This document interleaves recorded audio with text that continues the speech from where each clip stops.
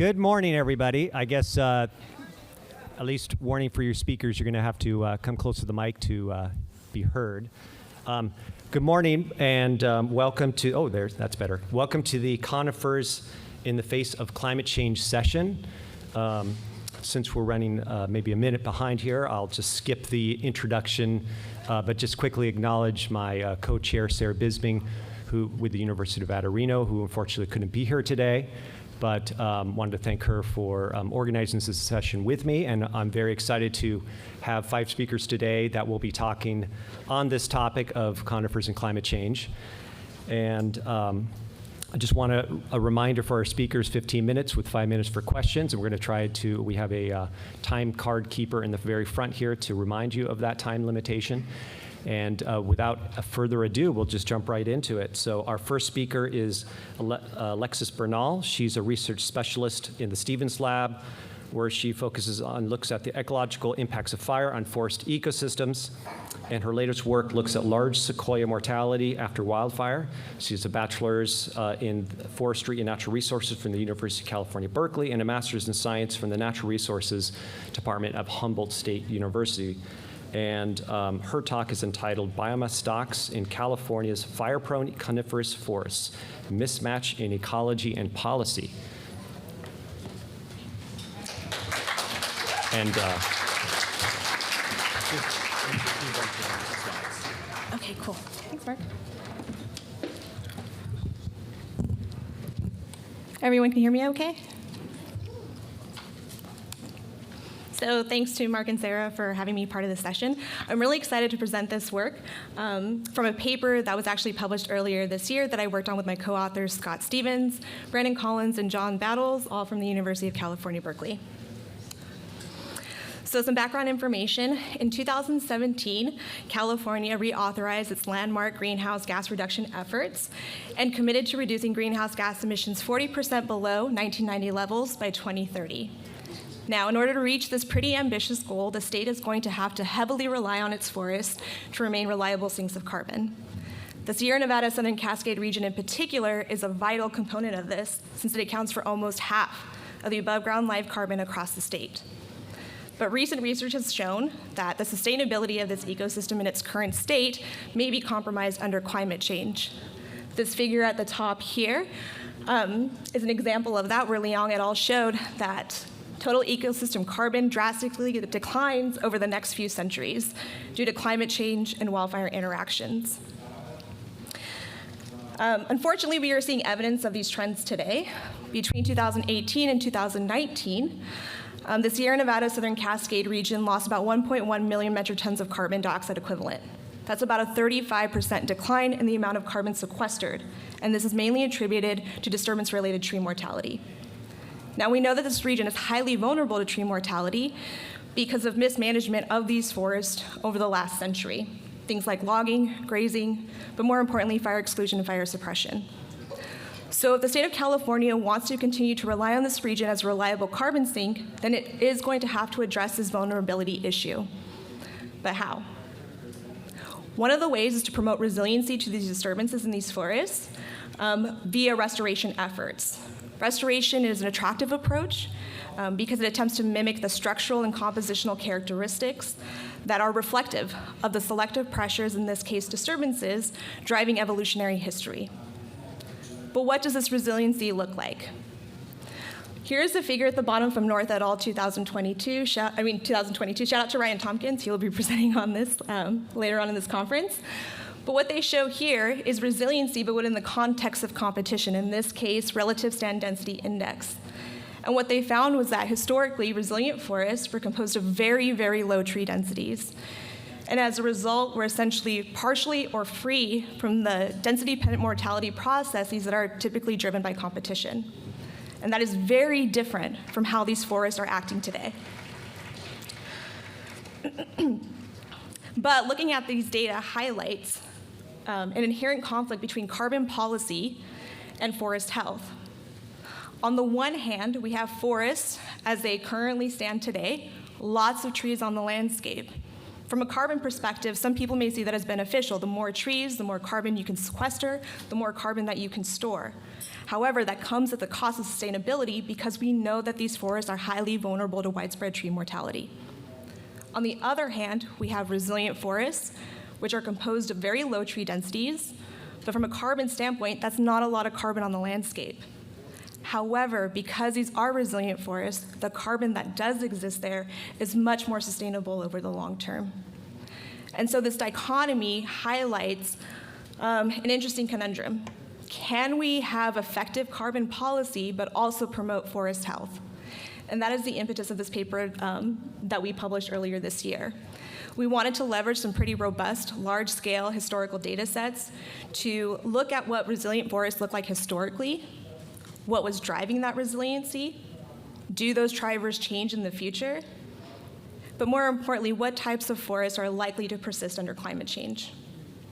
And by answering these questions, we hope to evaluate where restoration treatments are likely needed, where they will be effective, and whether or not this aligns with current carbon policies. So these are the 4 historical timber inventories that we looked at. These are the map of their locations. They included the Sequoia, Stanislaus, El Dorado, and Las Plumas regions. These inventories were conducted between 1911 and 1936 using the Public Land Survey system, which used the quarter section or 16.2 hectare section as the unit of observation. Pretty high sample size across these inventories, ranging from 265 to 1,534, and some of these inventories reached almost a 40% sampling intensity, so pretty robust data sets. It's a mixture of public and private ownership. What's really cool about this data set is that, as you can see from the map here, that it spans a latitudinal gradient, and that enabled us to capture a wide variety of environmental conditions in which we could better predict what resilient forests look like historically and what they may look like in the future. And so we aggregated the data from this historical timber inventories to quantify 3 forest conditions. Specifically, they are tree density. Pine fraction was essentially a ratio between the basal area of pine relative to the total basal area, and above ground line biomass. We extracted environmental conditions from raster data, which included topographic data from Landfire, as well as climate data from the Basin Characterization Model, which provides 30-year summaries of historical climate, as well as 30-year summaries of future climate given multiple global climate projections. And when we were making these projections out to the larger scale of the Sierra Nevada Southern Cascade region for these, to quantify these resilient conditions, we wanted to make sure we weren't extrapolating beyond what we would consider to be fire-prone ecosystems. And so to do that, we excluded areas that didn't fit within the vegetation communities that were represented in our historical data set. And we also excluded areas that didn't fit within the climatic or environmental envelope, also characterizing those historical data sets. We input all these variables into a random forest model to quantify landscape historical forest conditions. These are all the variables that were included. Elevation was excluded because it was highly correlated with maximum summer temperature, as we would expect. And then we input all those variables into a categorical regression tree to look at the generalizable trends across these forest conditions historically and into the future. And then we applied another random forest model using the same parameters to predict landscape future forest conditions, except using the global climate projections that I mentioned. And here are our results. Now this slide is just for the results for tree density, but I will walk you through the format of this slide so that you can follow in the subsequent slides for pine fraction and above ground line biomass, because they are formatted the same exact way. In the upper left figure, we see the outputs from the categorical regression tree, which shows thresholds and environmental conditions that give rise to certain forest conditions. In this case, it's tree density. It then breaks off into these branches showing those thresholds. And at the end, it terminates into a node, or as indicated by these boxes, the average tree density that falls within those thresholds. The N numbers in those boxes indicate the number of quarter sections that fall within those thresholds. H indicates those quarter sections historically, and F indicates what those would be in the future. And these are color-coded based on the histogram below that figure, which shows the distribution of historical tree density. The maps on the right are the outputs from those random forest models. Panel A shows you what tree density is at the landscape scale historically. Panel B shows you what that would be like in the future. And Panel C shows you the changes between historical and future conditions. It's just essentially the difference between Panel B and Panel A.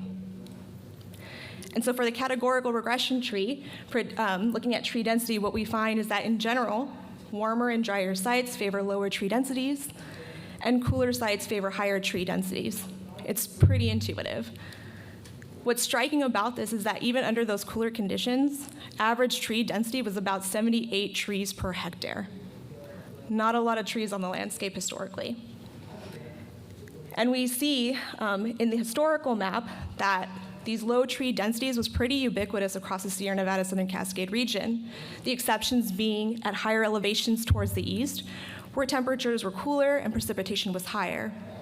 But by 2069, these mesic areas largely disappear from the landscape. While historically 85% of the landscape didn't support more than 75 trees per hectare, by 2069, 99% of the landscape will likely be unable to support more than 75 trees per hectare. In fact, 78% of the landscape is predicted to support lower tree density than what it did historically. We see similar results for pine fraction. Again, warmer, drier, especially flatter sites promote greater pine dominance, while cooler sites promote other species like fir and cedar. And when we look at the historical landscape, about 50% of the historical landscape was dominated by pine. But again, the drier predictions, not drier, but warmer conditions predicted under climate change means that about now 71% of the landscape will actually favor pine dominance. In fact, 62% of the landscape is predicted to have greater pine dominance than what was present historically. Again, similar drivers for above ground line biomass. In general, warmer, drier sites support lower levels of above ground line biomass, while cooler sites support higher levels. Again, pretty intuitive. But even then, in the cooler sites, above ground line biomass was limited to just about 59 megagrams per hectare. And when we look across the landscape historically, again, pretty ubiquitous across the region, the exceptions being at higher elevations further east where temperature was lower and precipitation was higher. But as I mentioned, mesic conditions largely disappear from the landscape. And as the environment gets warmer, what we see is that while historically 68% supported less than 40 megagrams per hectare, now 85% of the landscape will be unable to support more than 40 megagrams per hectare. In fact, 76% of the landscape is predicted to support lower above ground line biomass than what it did historically. And so when we put these results together, what we find is that resilient forests, at least historically, were composed of very low tree densities, high pine dominance, and low levels of above ground line biomass. These conditions were pretty ubiquitous, despite the range of environmental conditions that we evaluated, and extensive fire is the likely explanation for this convergence. But we see that in California, it gets a lot warmer. And so that means that the types of forests that are favored under those conditions will actually be of lower tree density, higher pine dominance, and lower above ground line biomass than what was present there historically. And while these results we're not expecting them to be taken as hard rules for forest management, what they do suggest is that reaching for the lower end of the historical range of variation is probably a pretty good goal to have. It also suggests that restoration is a viable pathway for promoting resiliency to climate change. But there are some caveats. One of the biggest ones is that there's pretty high uncertainty in the amount of precipitation that's going to happen in California. And that's just based on the projections that are available for California. So it could get hotter or drier, or it could get wetter. Now, if temperature does increase and precipitation stays constant or increases as well, well, then that may mean that some of these regions can support higher tree densities and higher above ground line biomass than what our overall results are suggesting. And we can see evidence of that in this figure here in those darker green areas. But there's pretty high certainty that periodic severe droughts are going to increase in frequency and intensity with climate change. And so still reaching for that historical range of variation is still much better than leaving these forests as they currently exist today. And I think our biggest finding is that most of the landscape will be unable to support more than 40 megagrams per hectare in terms of above ground live biomass. That is less than 25% of what currently exists in these forests. So to put it simply, we cannot rely on these forests to save us from our emissions problem. We cannot maximize carbon and also expect to maintain forest health. There has to be some compromise there. And so what this means is that we need to reevaluate and readjust our policies, both regarding forestry-related practices and carbon policies. Now, I know some of you in the audience may be thinking, do we really need to change that, though? And really, especially those that are governing forestry practices, and really that question arises from the argument that forests are naturally resilient. They'll take care of themselves regardless of the condition that they're in.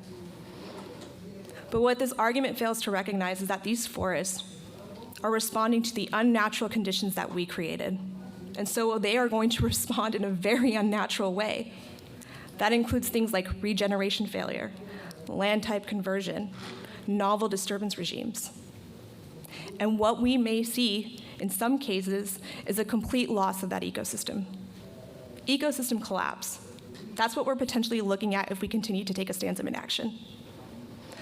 But what this study shows and what we support is that appropriate interventions like restoration treatments can help to promote the resiliency of these forests and help them face the challenges that they face under climate change. And with that, I would like to thank all the people that contributed the data to this study, as well as helping out with the analysis and our funders. And with that, I'll open it up for questions.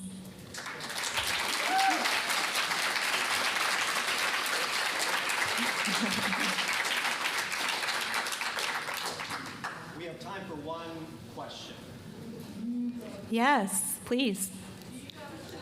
Based on what you know about the variables that you use, Yes. whether the thing that is limiting growth in the future has to do with establishment or continued existence. And so in other words, you're thinking about if we don't do restoration, we're going to see the collapse and decline anywhere.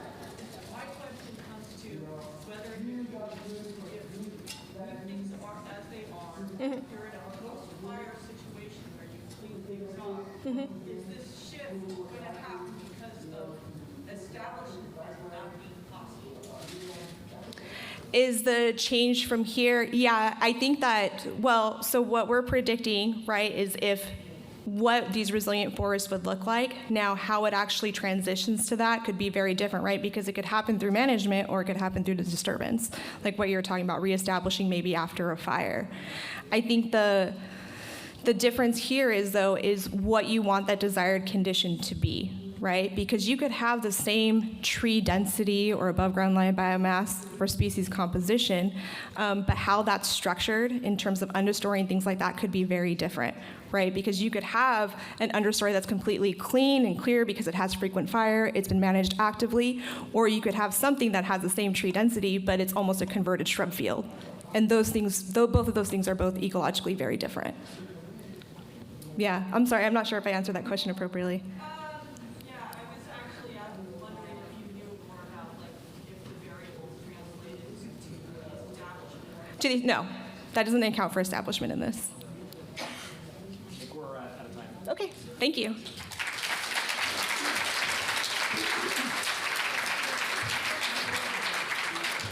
Our next speaker is Emily Brody. She's an ecologist, botanist, and current postdoctoral research fellow with the USDA Forest Service Pacific Southwest Research Station. Her interests include disturbance ecology, plant community ecology, and adaptive management. And the title of her talk is Wildfire-mediated upslope advance in conifers may depend on species regeneration niche.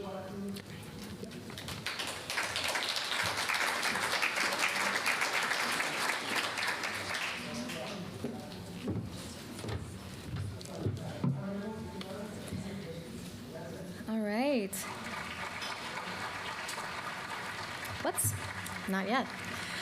Thank you, everyone, for being here. I'm really delighted to be able to contribute to this session on conifers in the face of climate change. And today I'll be talking about some of my graduate work looking at the influence of wildfire on the upslope movement of upper montane species into high elevation subalpine forests. So just so we're on the same page about subalpine forests, they are our highest elevation, our highest elevation forested band, and characterized by really short growing seasons and a lot of snow throughout much of the year. On the upper elevation, they're bounded by tree line, and on the lower elevation by upper montane species, specifically in the Sierra Nevada, a pretty homogeneous band of red fir. And subalpine forests are really unique. Unlike a lot of forest types, they're not defined by a single tree species or a regular mix of tree species. You've got a lot of different forest types kind of coming together up there, from more music stands of lodgepole pine, mountain hemlock, western white pine, through to our more xeric-loving and true high-elevation specialists that I'm sure many of you are familiar with: limber pine, whitebark pine, and foxtail pine. And these forests historically didn't experience a whole lot of fire. Fire return intervals could range anywhere from a couple hundred years to even thousands of years. But this is something that is changing. We're seeing much more fire, even in recent decades, up in subalpine forest, and unprecedented fire behavior typified by two fires in the last fire season. Were the first to burn from one side of the Sierra Nevada up and over the crest to the other side. This is something I think that Elizadeh and colleagues would attribute to the breaking down of the high elevation flammability barrier, or the fact that these really historically wet, moist forests are becoming drier. And another impact of climate change on these high elevation systems that I'm sure many of you are also familiar with is that, all else being equal, we expect with warming climate for tree distributions to move upslope. And this is actually concerning also for subalpine forests, because there's not a lot of, or much of the area above subalpine forest in elevation is too rocky or geologically young to support tree growth. So that's already a bit of a concern, but we're really interested in how wildfire will interact with this predicted movement, and specifically how wildfire might change the movement of our upper montane species into subalpine forests. Is it going to increase these rates, decrease them? And this brings us to the idea, sort of the central idea of this talk, which is whether disturbance can facilitate species range shifts. And in our case, whether if we burn up a bunch of foxtail pine, if it might hasten or increase the rate of regeneration of these upper montane species, i.e. red fir, into what was previously subalpine forest. Gosh, this thing is sensitive. And so overall, going out into California subalpine forests, really unique forest environment. A lot of the other post-fire work in subalpine forests has been done in wetter, non-Mediterranean type conditions in the Rocky Mountains or the Cascade Range. So broadly, we were interested in whether California Mediterranean type forests were regenerating after fire and after high severity fire.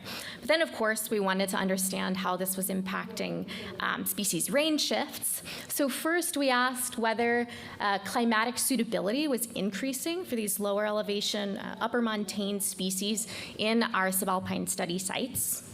I didn't do that. And then secondly, we wanted to know whether lower elevation species were regenerating at higher rates in burned areas. So off we went into our Mediterranean type subalpine forest. We were able to sample 13 fires across 2 years. You can see in the black triangles in the central and southern Sierra Nevada and one in the San Bernardino. And we sampled across 6 fire severity classes within each fire, from unburned forest to severely burned forest with greater than 90% mortality by basal area. And we sampled 248 plots, and in 60 square meter regeneration plots, we counted tallied all conifer regeneration, all tree regeneration, and by species. So getting into some of our results, looking at whether suitability was changing for these 2 upper montane species that we found in our subalpine study sites, red fir and Jeffrey pine. We did not reinvent the wheel here. We used species distribution models that were generated by Nicholas Crookston and others at the Pacific, the Rocky Mountain Research Station of the Forest Service. And these were generated using data from around 1990 and then predicted forward to 2030. These were maps, and the models were displayed as maps and predicted forward using these 3 general circulation climate models under 2 different emissions scenarios. So the 4.5 is sort of a moderate scenario, and the 8.5 a higher scenario. And here's suitability as represented from 0 or completely unsuitable to 100, very suitable. And we can see that for red fir, which was comprised about 95% or so of the upper montane species that we found at our subalpine study sites, there wasn't actually that much of an increase in climatic suitability. However, for Jeffrey pine, which comprised a smaller amount of the regeneration that we found, there was a 36% increase that was consistent across all of the scenarios that we looked at. So moving on to look at our second question, whether subalpine forests are regenerating after fire more broadly. On the x-axis, you'll see fire severity, which is represented here in percent basal area mortality. And on the y-axis, the probability of finding at least 1 seedling in our 60 square meter regeneration plots.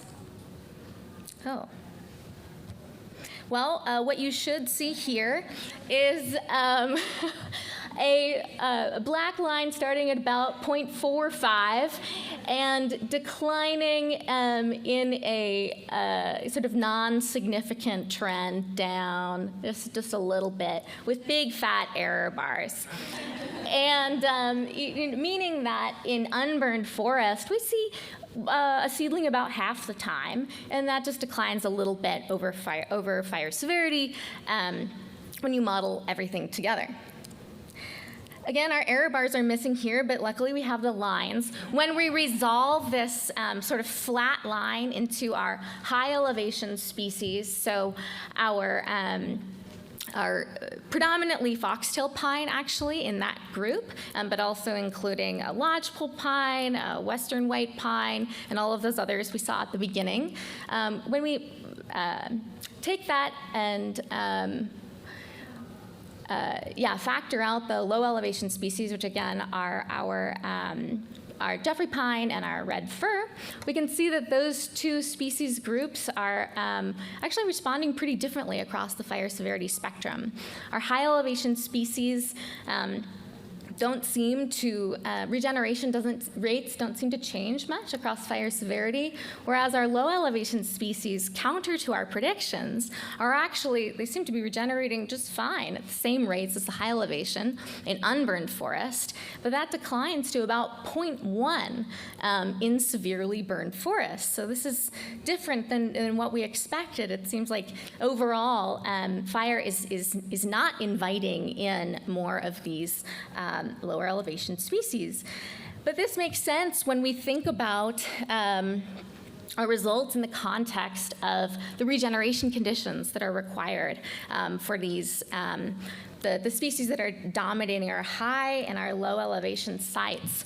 Red fir requires a partially shaded microsite for regeneration. Maybe this is something that it can find in unburned subalpine forest. You can see there's some shade there, but then once the canopy is reduced through fire, perhaps those microsites don't exist as much, whereas foxtail pine, which is the dominant or comprises the most of our high elevation group, requires high light conditions to regenerate, and those perhaps can be found in both burned and unburned subalpine forest.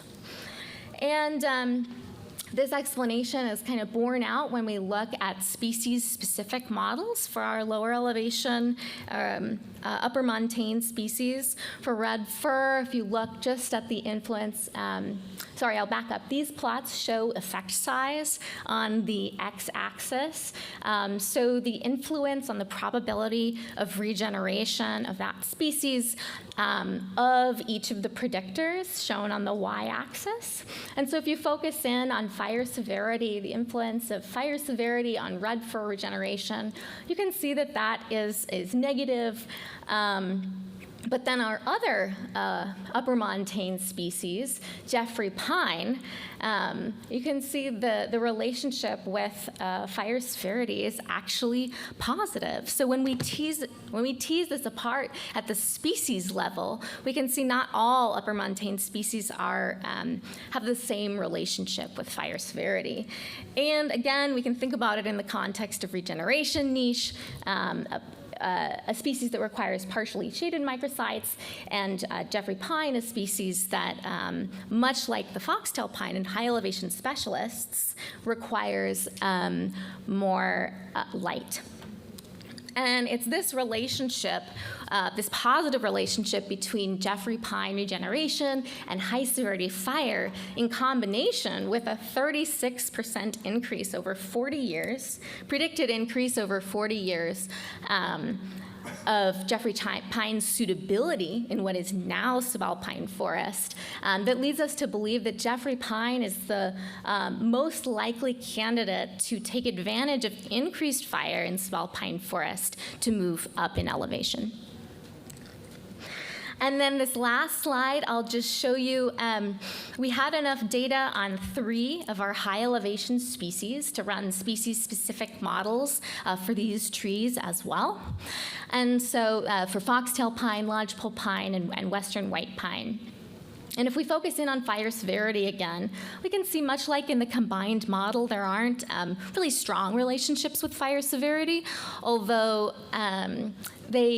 they do tend to relate to the species regeneration conditions as well. Foxtail pine, which needs a highlight environment to regenerate, has a sort of a moderately positive relationship with fire severity, whereas western white pine, more shade tolerant, maybe a moderately negative relationship, and no relationship for lodgepole pine.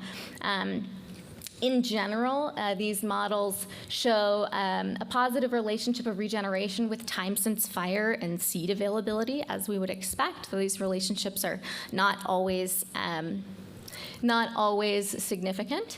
And although our climate variables were taken at a much larger scale than our 60 square meter regeneration plots, we generally see that wetter and longer growing seasons are associated, and post-fire growing seasons are associated with more regeneration.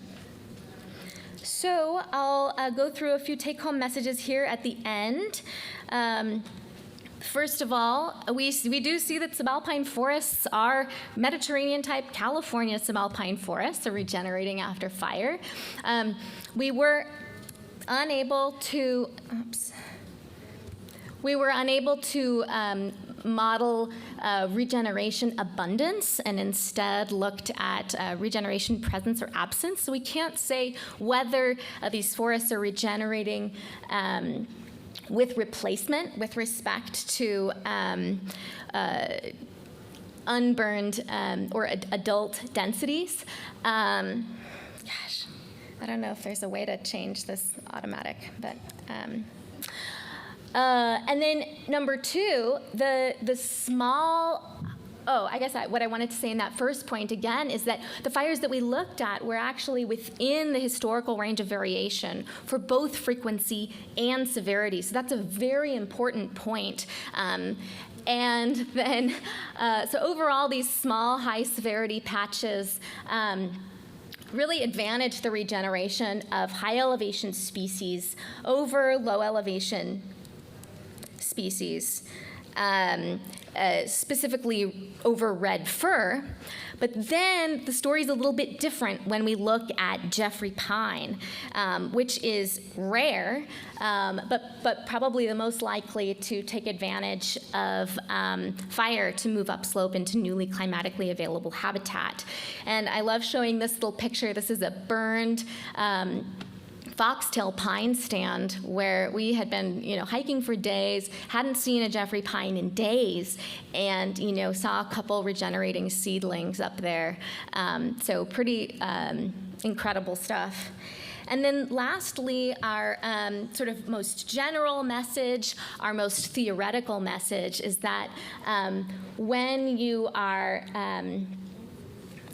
want to know how disturbance is going to influence species range shifts, you really first have to take into account how that disturbance is going to be affecting the regeneration conditions required by any particular species.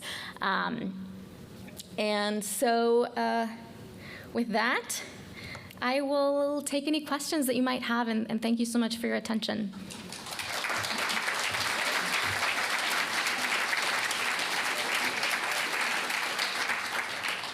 We have time for one question. Oh. What about hemlocks? Were they not in your study area?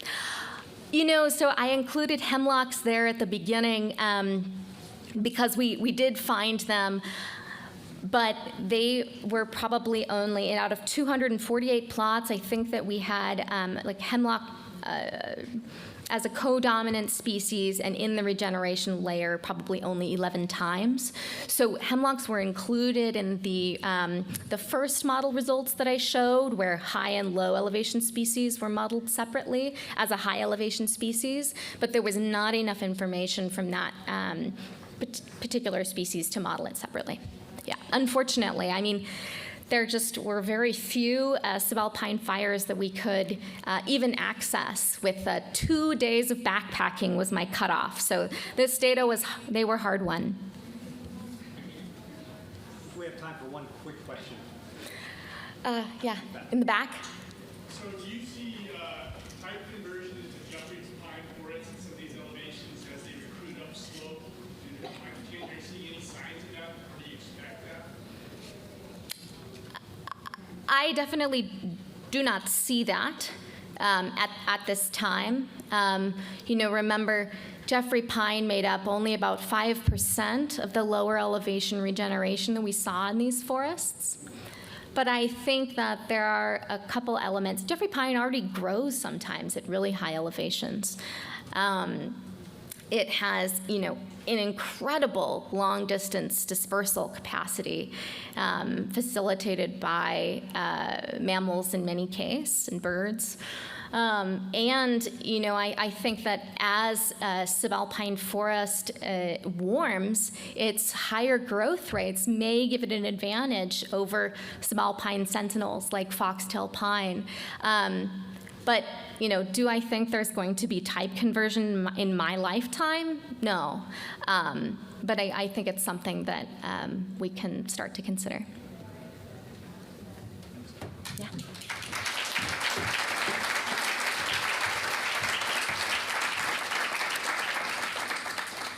Our next speaker in this session is Kyle Merriam. Kyle is the province ecologist for the Sierra Cascade province in the Region 5 Ecology Program of the Forest Service. She has been in this position for 17 years. Prior to that, she worked for the U.S. Geological Survey and the U.S. Fish and Wildlife Service. The title of her talk today is Altered Fire Regimes Threaten Remaining Populations of Rare Baker Cypress.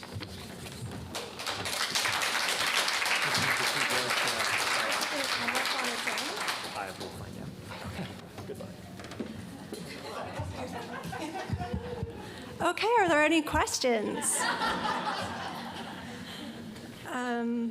Should I try to find my talk? If you advance, it should come up. Oh, what did I do? Shoot. Next one. Just go to the next one.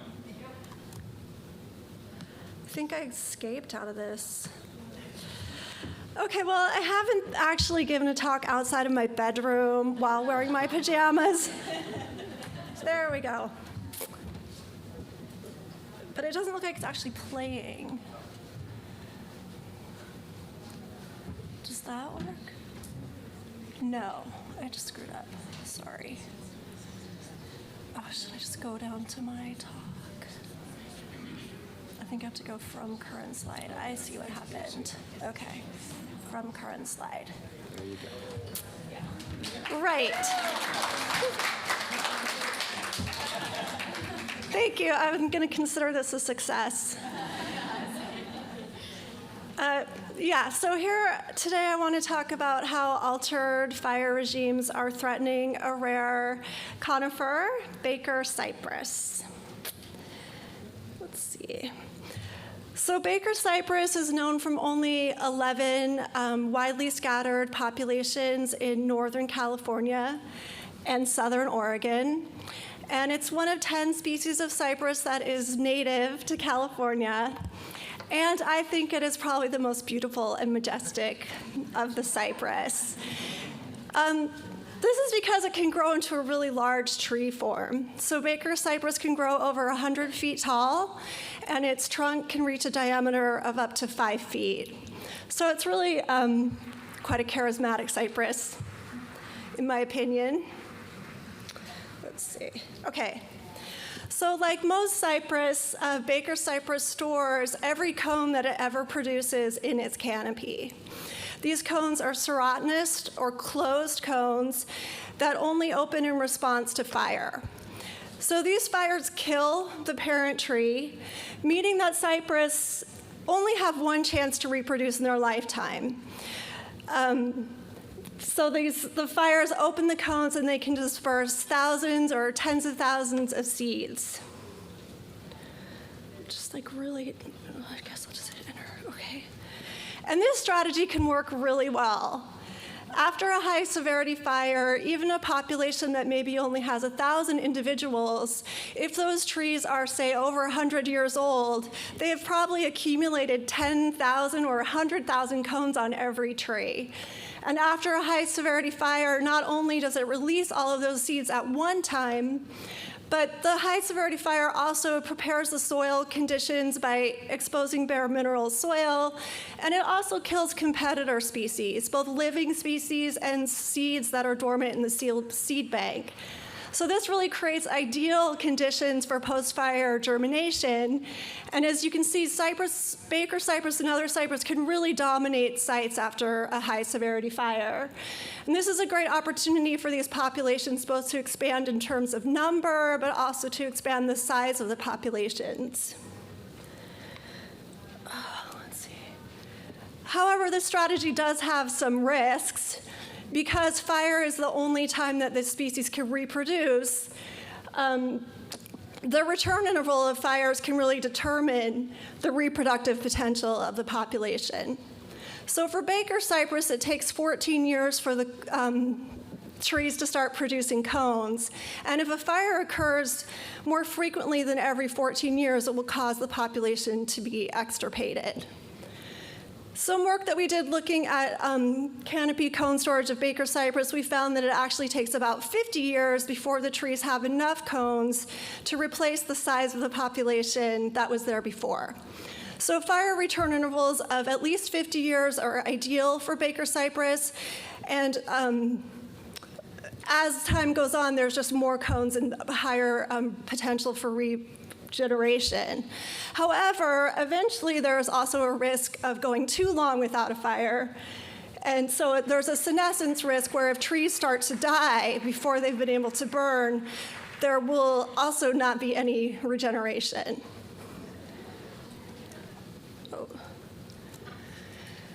So we often thought that this senescence risk was just a matter of time, right? That trees, as they got older, would eventually just die, and we would lose those, that potential canopy seed storage to the population. But some of the work that we did looking at the cone storage of older trees, we found that even very old trees of over 150 years could still store a tremendous amount of viable seeds. So it didn't look like actually just the age of the tree was a risk or posed a senescence risk for Baker cypress. Let's see. Instead, we found that these trees were really at risk from being overtopped by other species of conifer. So in this graph, on the left, you can see that as the height of other competing conifer species increased above the height of the cypress, we saw a reduction in the amount of viable seeds. And then in the photo, you can see in the middle dead cypress that is being encroached upon by other conifers. So while old age isn't a risk for Baker cypress, conifer encroachment and overtopping is a significant risk. And of course, this is a result of fire suppression, where we're seeing other species really encroach into these Baker cypress stands. And some of the trees that we've monitored, we found that it takes only about 10 years for a tree to die, a Baker cypress tree to die after it's been overtopped. So these species really need high light conditions.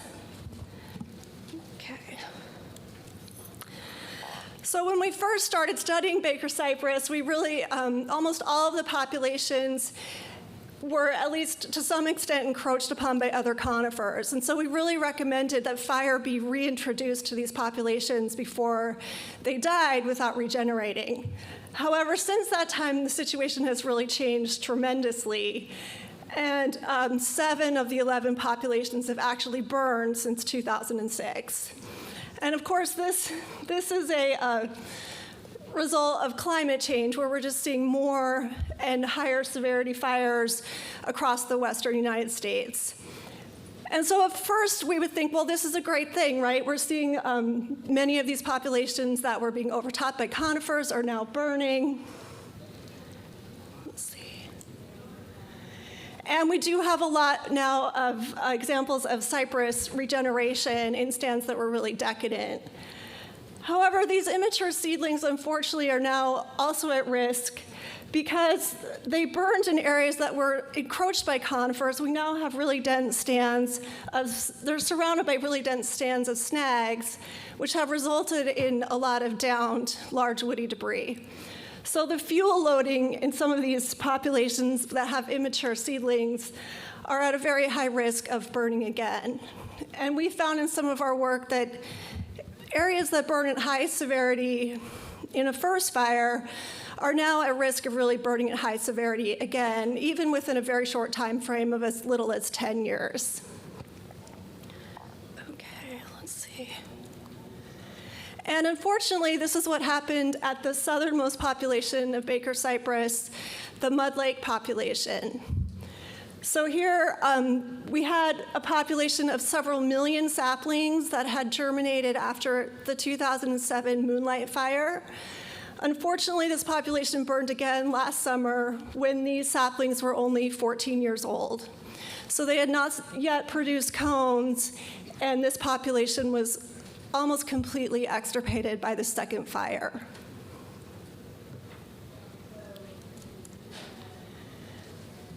Another risk to Baker cypress that we really didn't recognize until last summer was that the effects of low severity fire. So some of our healthiest populations that were growing in areas where they were not being encroached upon by other conifers, and some of the oldest and largest Baker cypress trees occurred in places that were had these really rocky, poor soils, or that were growing in lava. And so these kinds of conditions prevented other conifers from encroaching into these populations. But last year, we found that when this kind of population burns, we were seeing mostly low severity fire effects. Now, as I said before, these species really need high severity fire to fully open their cones and to prepare the seedbed for cypress germination. And you can see in this graph that it's really 100% crown consumption was where we started to see germination of cypress. So unfortunately, this photo was from the population where we have the largest Baker cypress in the world, and it burned mostly at low severity. So the base of the trees were burned, and cypress is incredibly sensitive to fire. It has very thin bark. It takes almost no fire intensity to kill a cypress. So many of these large old trees were burned at the base and killed, but their crowns, they saw really no fire effects to their crowns, so we didn't have seed opening or any, very little germination in response to this event. Another factor that we realized threatens Baker cypress populations is that we can't really rely on fire suppression efforts to protect immature stands. So in the foreground of this photo is the mud lake population. In the background is a private inholding where you can still see the green trees. And during the 2021 Dixie Fire, there was a number of fire suppression resources trying to protect this private property. So there were engines and fire crews and a lot of resources out in this area. When we asked them if they could pivot and try to take some suppression actions to protect the Baker cypress population, it was clear that that was not a priority for our firefighters, which are really directed to protect life and property.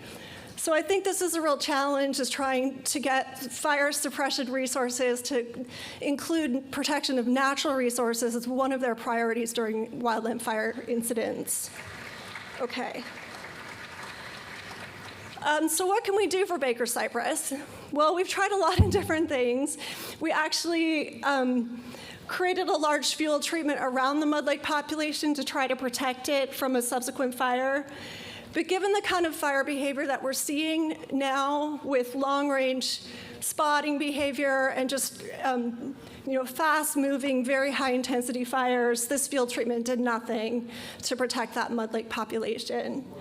People have tried other things to try to manage these species, like doing fuel treatments, pile burning, trying to torch individual trees to get regeneration, thinning around suppressed trees, and scattering cones. Unfortunately, most of these efforts have not been successful, and I think the reason is that because Baker cypress is really adapted to high severity fire effects, including fast-moving crown fires, high amounts of soil severity, it's just very difficult to replicate those kinds of conditions in a controlled management project. And very few people are willing to just intentionally light a high severity fire. Right? Let's see. So what can we do for Baker cypress? I think we need to take a more active and intensive management approach if we want Baker cypress to persist into the future. And so I'm advocating for actually collecting cones from remaining mature trees in populations, including populations that have partially burned, also from some of our healthier sites, and also collecting cones from trees that have been overtopped by other conifers, collecting cones from these trees before they die, which is really kind of a limited window of time. I think once we have these cones collected, then we have the ability to grow out seedlings in a controlled nursery environment. We could then use these seedlings to replant populations that are extirpated after high severity burns. And I think we might also want to consider replanting seedlings into sites where stands have been overtopped and have then since died. But in order for that to be effective, I think we really need to create the kinds of conditions that a high severity fire would create. So we need to remove competing conifers. We need to really create an open environment where those replanted cypress can thrive. Okay.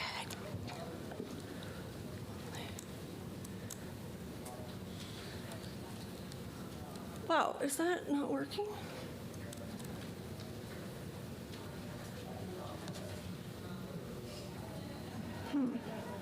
Whoops. Sorry. Is that working? Okay. They're still. So this is a photo of the largest Baker cypress in the world, the champion tree. And it was also burned by that low severity fire where it was scorched at the base. But as of this summer, it was still standing. And I think it is sort of an analogy for this species as a whole. I think that this species is, has experienced a lot of damage from both frequent high severity fire, from fire suppression, and the lights are going down, and is at risk, but we still have a number of mature trees that possess cones, and I think we still have an opportunity to intervene and make sure that there will be Baker cypress present in California and Southern Oregon in the future. Okay, thank you. Thanks for putting up with me.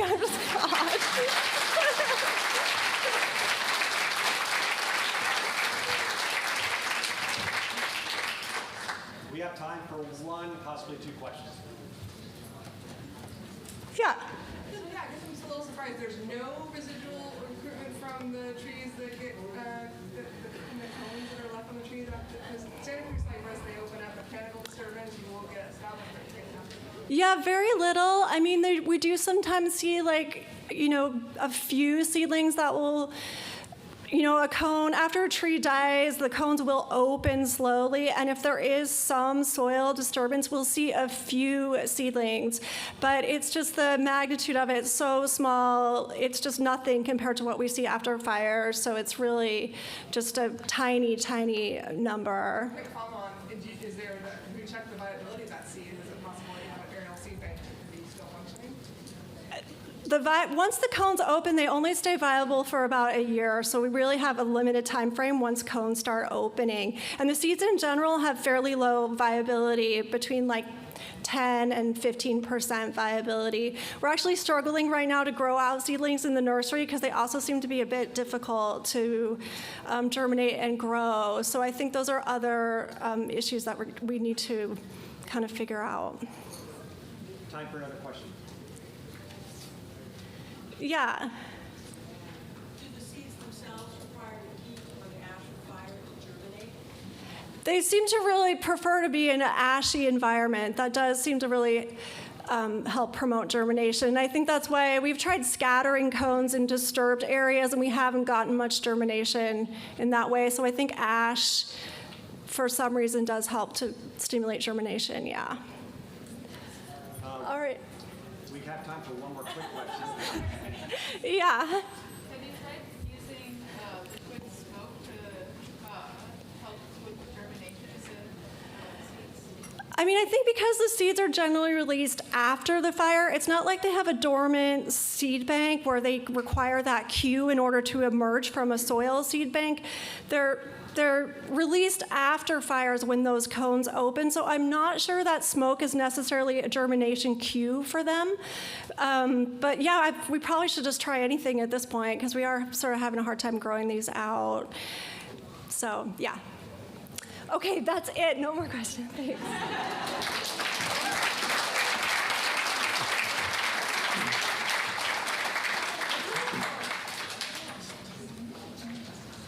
Okay. All right, presenters, be forewarned, this laptop might be possessed, but hopefully the rest will go smoothly. Okay, next in our session is Lacey Hankin. She's the fire ecologist for Yosemite National Park, where she conducts research and monitoring to support science-based fire and resource management. She holds a PhD from the University of Nevada, Reno, and a master's of science from University of Montana in the ecology fields. Her work focuses broadly on understanding the persistence of forest ecosystems in the face of global change. And the title of her talk is Persistence, Potential of Great Basin High Elevation Conifers Under Novel Climates and Disturbance Regimes. It does appear to be possessed still, so hopefully it will cooperate. I'll do my best.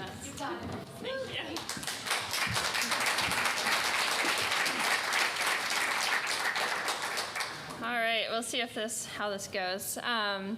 Great. Well, thanks for being here. As Marc said, I'm Lacey Hankin, and I'm going to be talking about some of my dissertation work today, kind of just over the hill from Emily's talk in the rain shadow of the Sierra Nevada, also known as the Great Basin. And my work largely focuses on regeneration success as this key mechanism of forest persistence. So I focus on species persistence in the context of global change, and persistence really depends upon this cycle of reproduction and survival of mature trees, dispersal, and then successful establishment and their survival to reproductive maturity. And this persistence depends upon species-level tolerances of local conditions. So species have different climatic niches, and this can influence divergent kind of survival. But as we all know, conditions are changing, and we're seeing these widespread mortality events that can disrupt this kind of balance and life history cycle. And tree mortality has been expanding in many forests around the world in recent decades. In the western United States, we're seeing hotter, more prolonged drought conditions, declining snowpack and associated soil moisture, expanded outbreaks of native mountain pine beetle and non-native white pine blister rust, and altered fire regimes. So in the context of these drivers of mortality, we're presented with these potential disruptions to the cycle where widespread mortality alters seed availability and local microclimate conditions. And then we might be seeing regeneration failures as well if climatic conditions exceed the tolerances of more sensitive seedlings. So some of our previous work has shown really species-specific sensitivity to things like snowpack and temperature, so we would expect kind of differential performance of co-occurring tree species. So faced with all of this change, persistence will rely on whether species or populations can tolerate or adjust to new conditions or migrate to track suitable environments. But species are locally adapted, generally, to their home environment. There's widespread evidence of local adaptation in plant species, and this can influence how populations might respond to changing conditions. Local adaptation, we would expect to see higher fitness of the local population in a given environment, and it's often reflected in functional traits, which influences how they acquire resources, how they tolerate stress, kind of everything that has to do with how they interact with their environment. And so these locally driven patterns of physiology and morphology can lead to future mismatches with the local climate if change happens faster than adaptation or acclimation. So in the face of these potential regeneration declines, or mismatches between a population and its environment, management interventions could be required to facilitate persistence. And these could include assisted gene flow, where you might move a population elsewhere within a species range that you would expect to be better suited to those conditions, or assisted migration, where we might move a species entirely out of its native range to track environmental conditions. But success of these planting and intervention efforts does depend on how genetic and environmental variation in seedlings influences survival. So given all of these uncertainties in the persistence of tree species in these climate change impacted forests, we're interested in kind of two pieces of that regeneration success puzzle. First, in the event of reforestation intervention, what makes seedlings successful? So across all of these different local conditions, can we identify certain populations or species that are better suited to conditions we would expect in the future?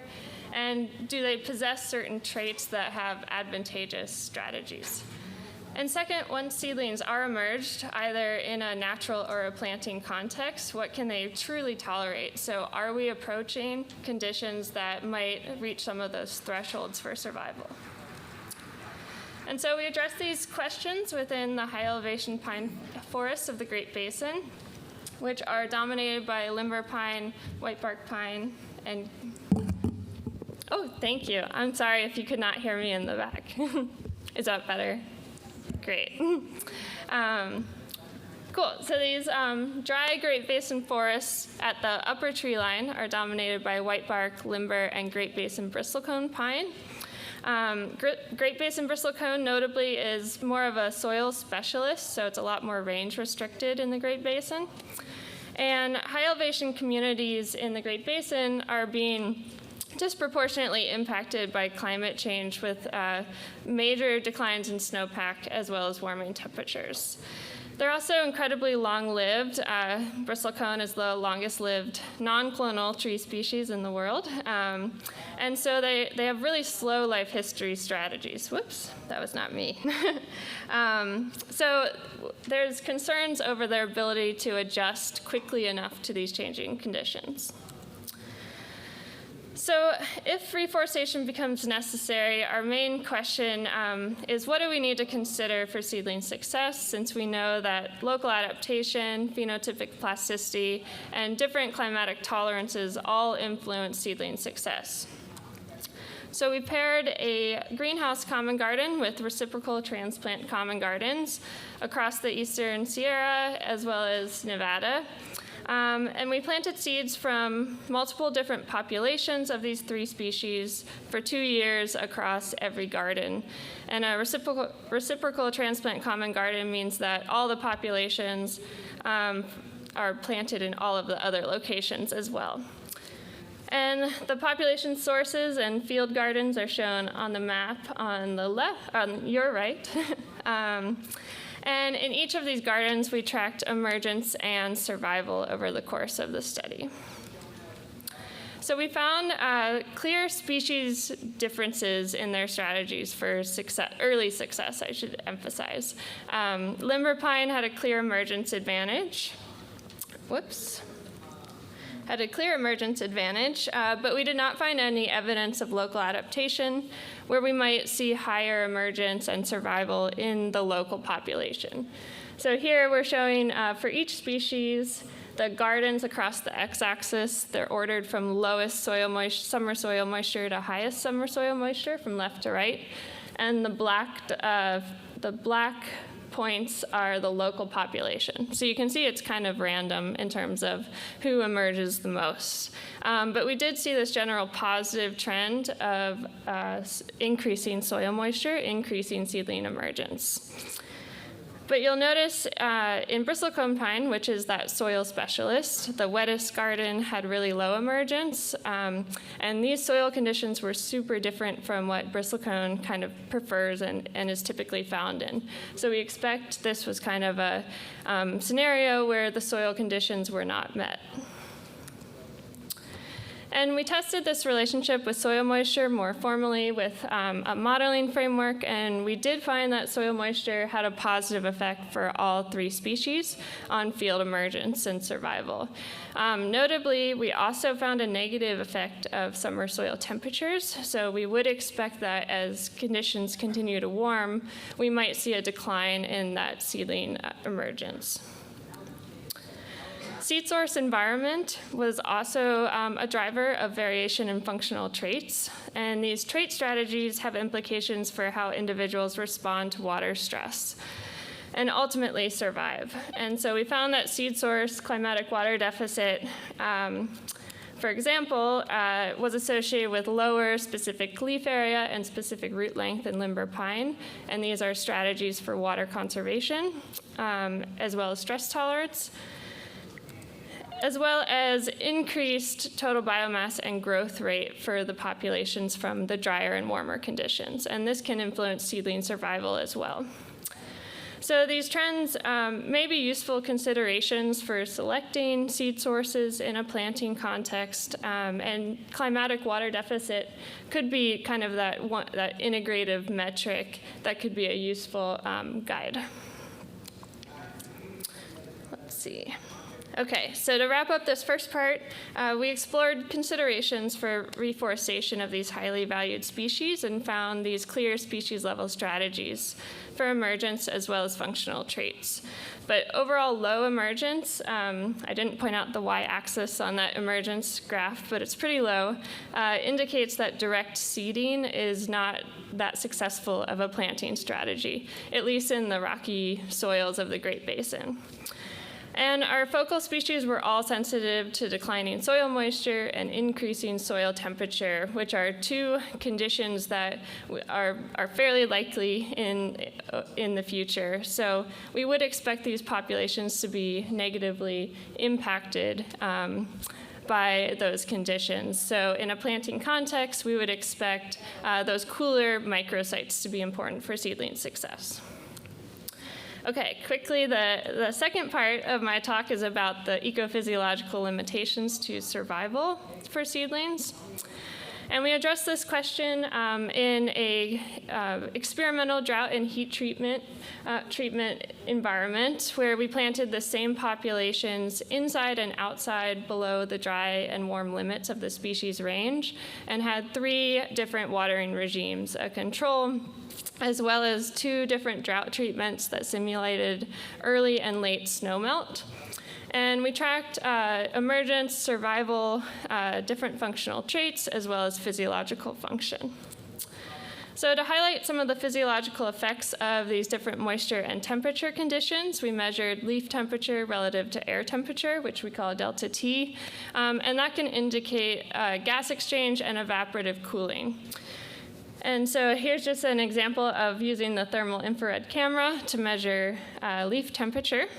And you can see for limber and bristlecone pine here, this is delta T on the y-axis, that it depends on the interaction between soil moisture and maximum air temperature, not just one or the other. So in cooler temperatures, which are the blue dots, we see that there's not much of a relationship with soil moisture. But in the hotter temperatures, as soil moisture declines, we see a loss of that evaporative cooling function. So there's more consequences to water loss. Seedlings are likely closing their stomata, and consequently, leaf temperature increases. So we were only able to measure water potential in limber pine, but again, there was this really important interaction between soil moisture and maximum air temperature. So again, in these cooler temperatures, seedlings were able to maintain pretty low stress across a range of soil moisture conditions. But in the red line, which is the hotter temperatures, we start to see that decline and increase in water stress at really low soil moisture values. And these values are within the range of documented loss of important plant functions like hydraulic conductivity. And these declines in functions at the extreme ends of that heat and drought part of the experiment were associated with complete threshold-like mortality. So on the top panel here, we have seedling mortality per day. And you can see, again, in these cooler environments, there's almost no mortality. And those are the blue dots there. And that included, and that also included conditions in the outside heat treatment, where we see at the bottom, kind of in the middle where the red line starts, that's your outside heat, well-watered treatment. So we can see that heat stress alone did not kill seedlings. It's only as soil moisture declines coupled with the heat where we saw seedling mortality. And on the bottom, we can see the timing of seedling mortality.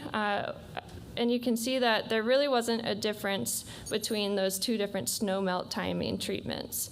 So mortality instead was likely associated with lethal surface temperatures.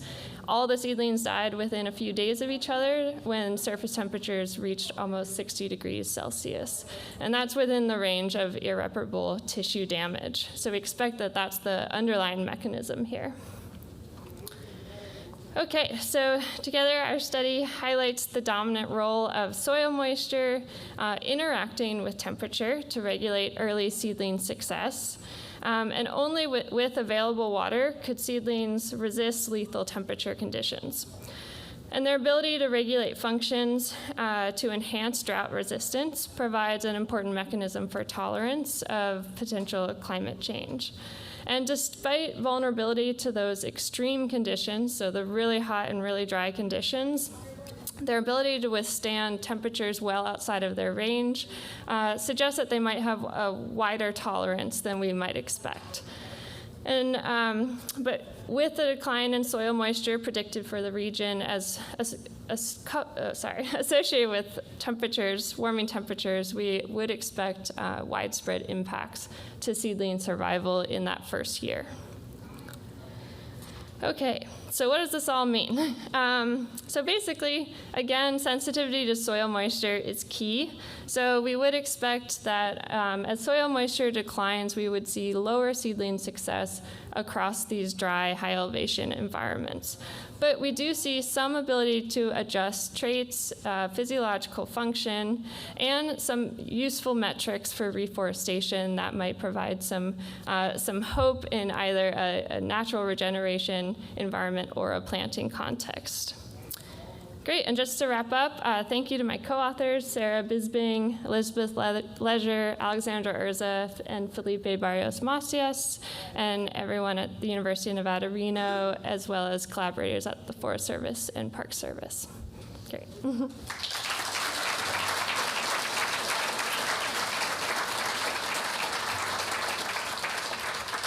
We have time for a few questions. Yeah.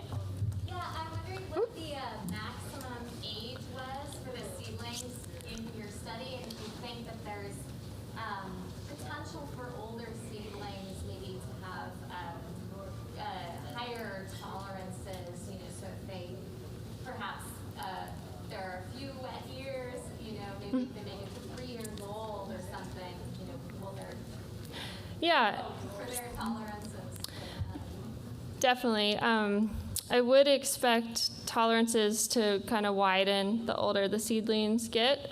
These seedlings in the experimental study were maximum 3 months old, and I did that specifically that's a pretty critical bottleneck for early survival, is just through that first growing season. So that's what I was curious about, but I definitely would expect them to be able to tolerate more as they got older.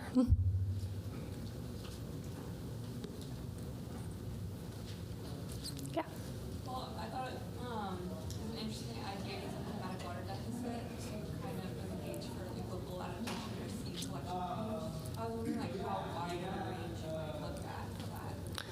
Yeah, I would have liked to include some more populations that covered more of a climatic range. I don't know the exact range off the top of my head, maybe a couple 100 millimeters in climatic water deficit. But I do think, the wider the range, the stronger local adaptation pattern we might see. So we didn't see a super strong effect, and I think that's because our climatic gradient was fairly narrow. Time for one more question. Cool. Okay, thank you. Yeah.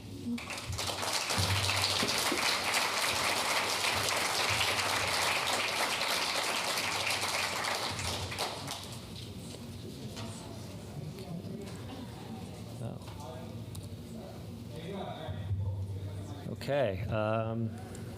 Well, not seeing that it's going to the next, we'll try this out. So our next speaker is Phillip van Mantgem. He's a research ecologist with the U.S. Geological Survey in Arcata, California. Dr. van Mantgem's research interests include forest dynamics, fire ecology, and the management of forested ecosystems. Since 1995, he's been studying and enjoying forests in California and beyond, and Phil's title is Managing Coast Redwood Forests for a Changing Future. That's, is this your first slide right here? No. Oh. Okay. Okay. Let's see. Okay. Okay, there we go. Okay, great. Oh, that looks like it. All right, thank you all. So it's been a really great set of talks. It's also been my first time really out of my bedroom in a couple of years, so thank you all for showing up.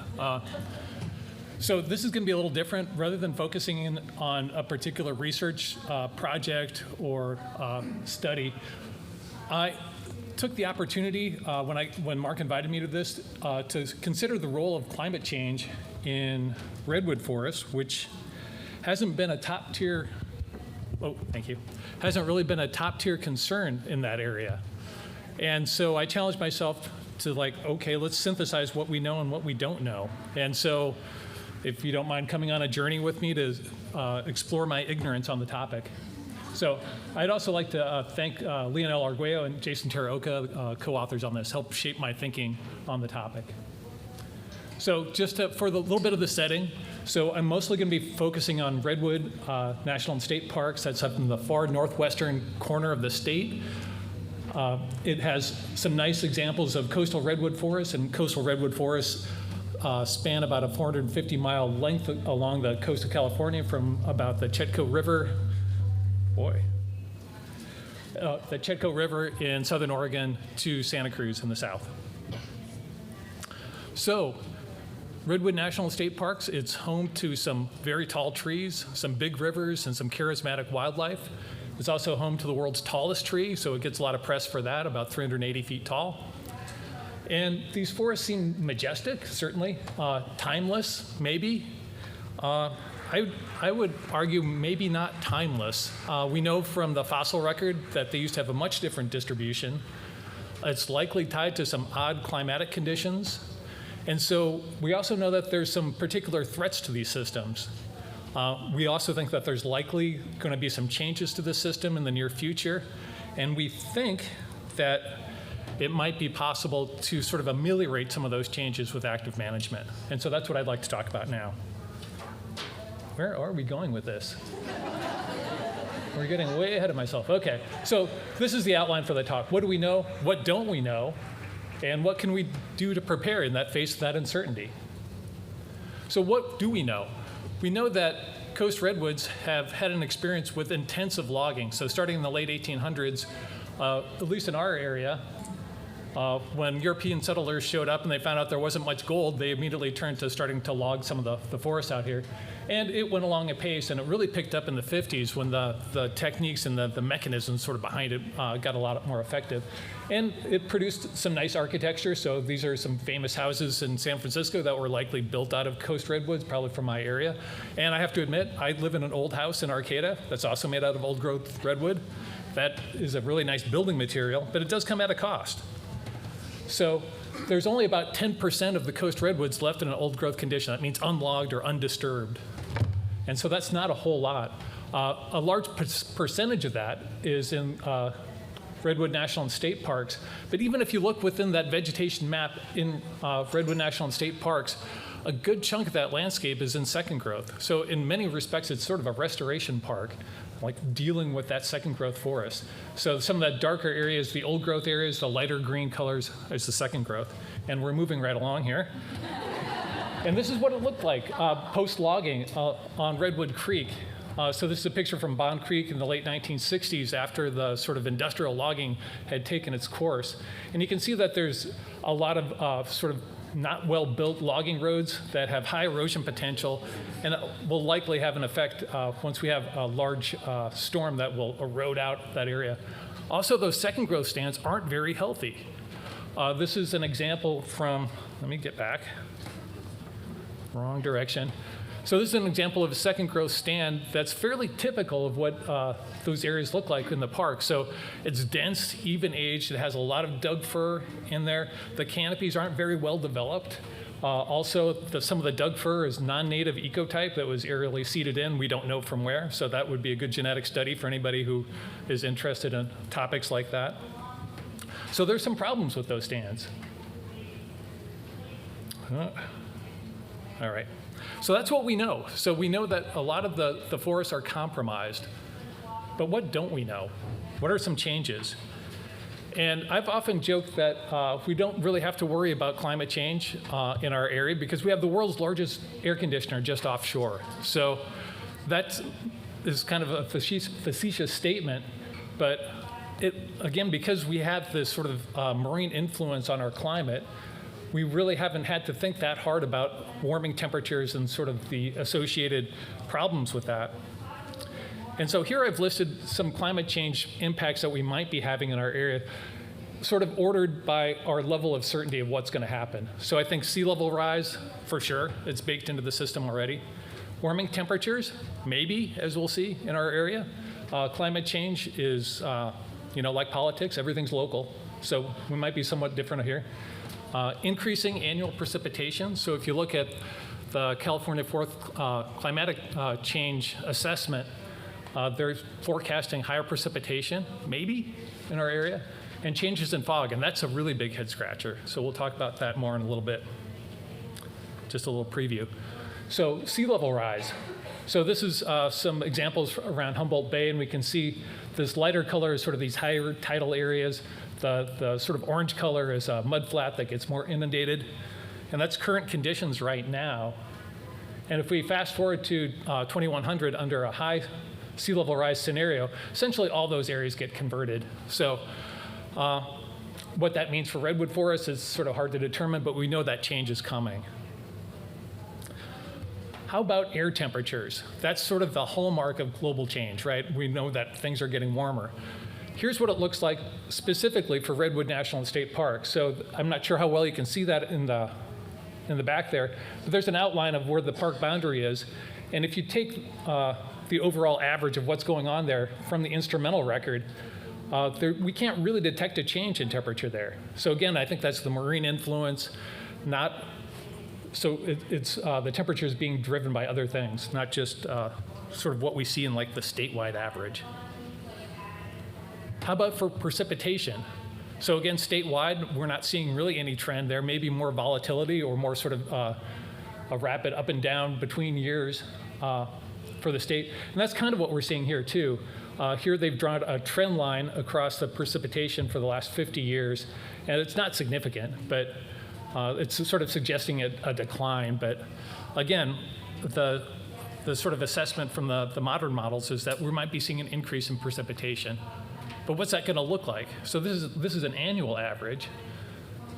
Sort of the smart money right now is on increasing precipitation volatility. So we might have a series of wet years and a series of dry years, but we might have a higher occurrence of what's called an atmospheric river, these sort of like change in frequency of extremely wet seasons.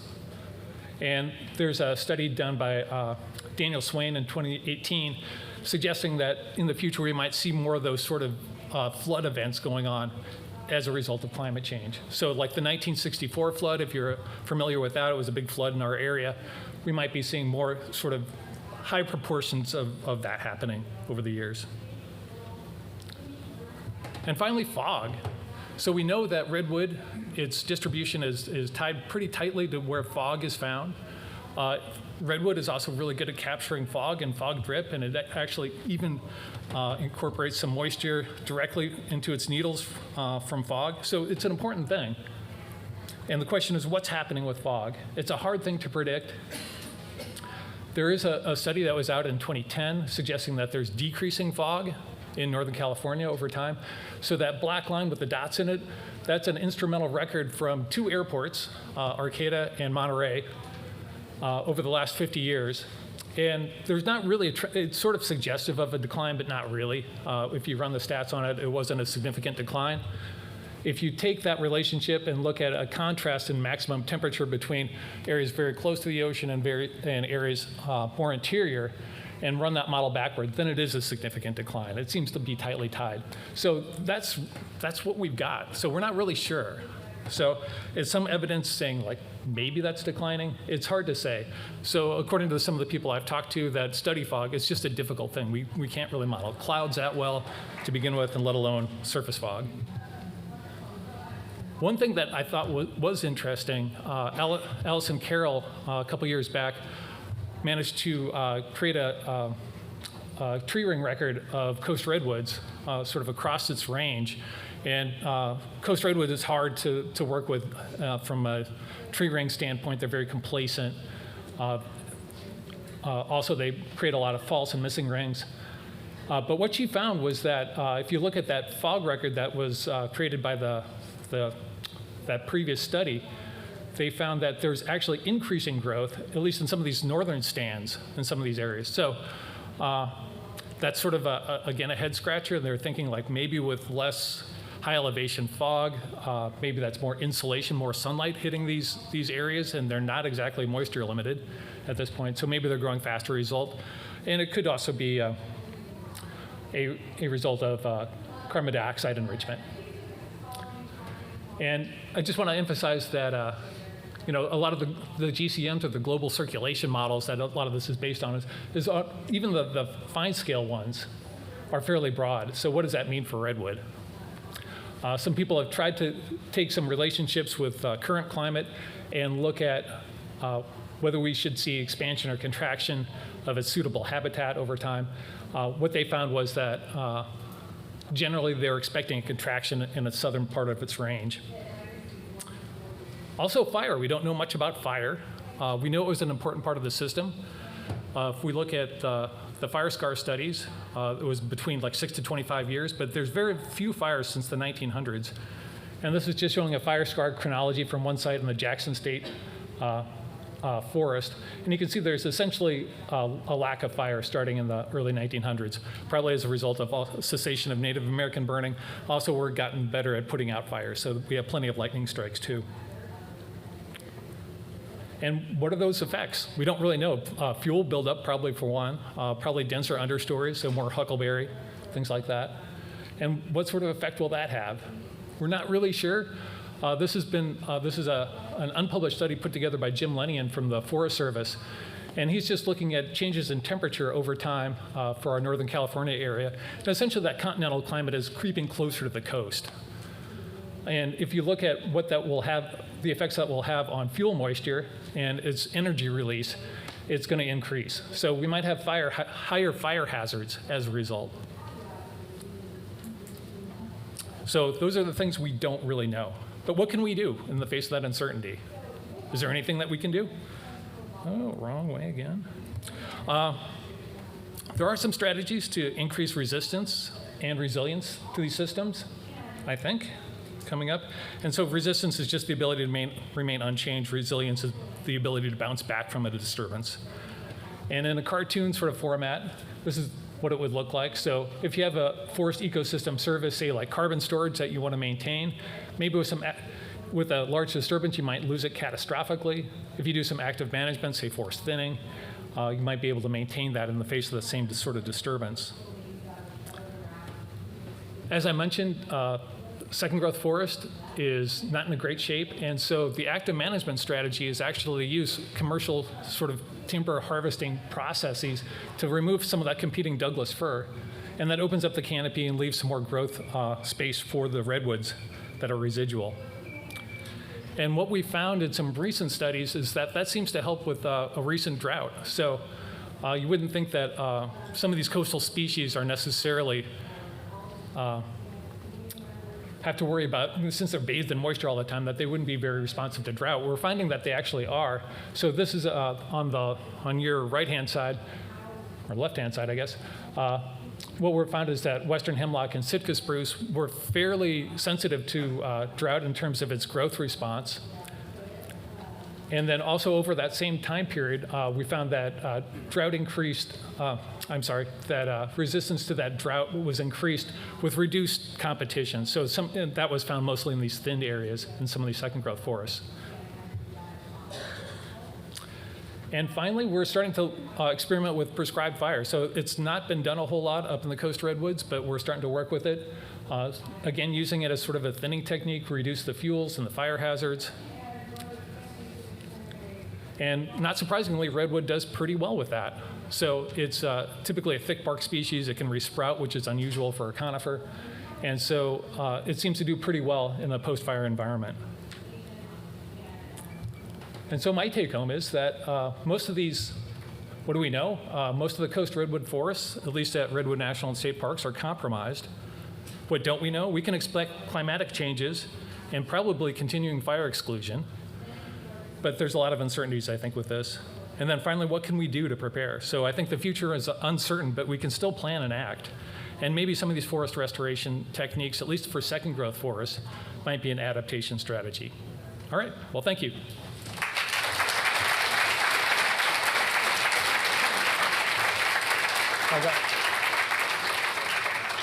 We have time for a few questions.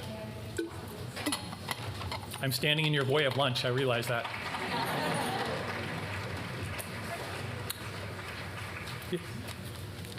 I've noticed looking at the redwood forest down in Great Basin, when they were burned in wildfires, there was massive resprouts. over 90% of the Great Tree stratus. Do you think crown fires were a natural part of your redwood forest? It's hard to say.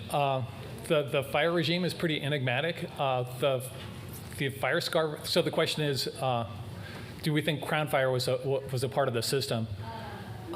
It's hard to do some of the studies that would definitively prove that. But we do see some rather large old trees out in the landscape. So again, in looking at the fire scar history, at least over the last couple hundred years, it seems fairly frequent. So I'm sure it was part of the system every once in a while. So if we look at, say, the Chetco bar fire that happened near Brookings, when was that? I want to say 2018. I could have the year wrong on that. And that almost took out an entire town, and that burned at high severity across a redwood stand. So I think it could happen. I don't think it was the only way that it burned, though. One of the things that's quite distinctive between the Sierra Nevada sequoias and the redwoods is there's no resprouting in the Sierra Nevada trees, which are adapted to the low-intensity frequent fire regime. From an evolutionary perspective, it's hard to picture what would select for that incredible resprouting ability in those redwoods if it wasn't ground fires. Yeah. Again, like I think the whole fire regime is fairly enigmatic. So.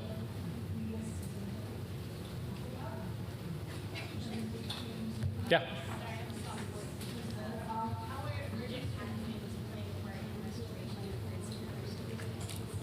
I'm sorry. Could you? How are emergent pathogens playing a part in restoration efforts, especially understory? Oh, okay. Yeah. So the question was, what are emergent pathogens? And I'm assuming you're talking about sudden oak death.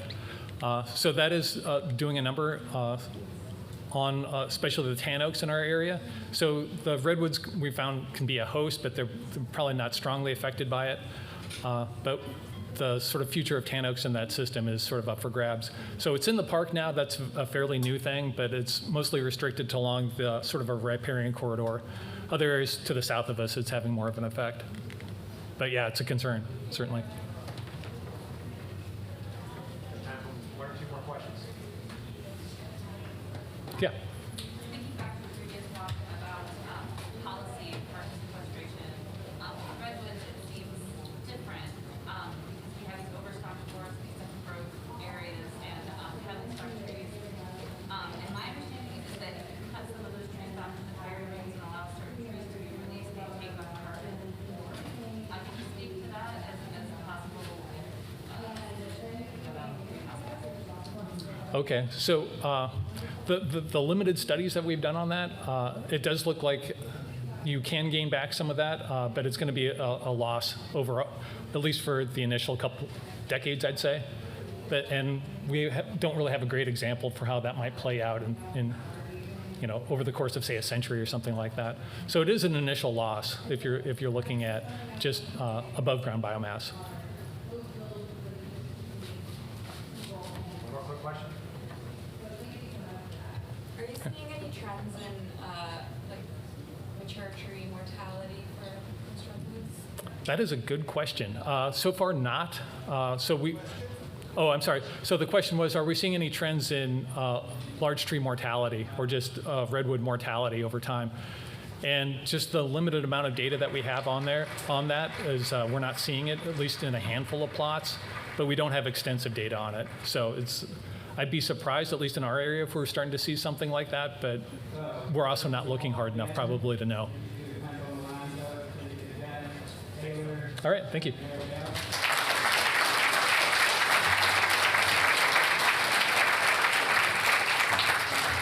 This ends our session on conifers in the face of climate change. Just want to thank the speakers for excellent presentations and for bearing with a very finicky laptop up here. So thanks for your time.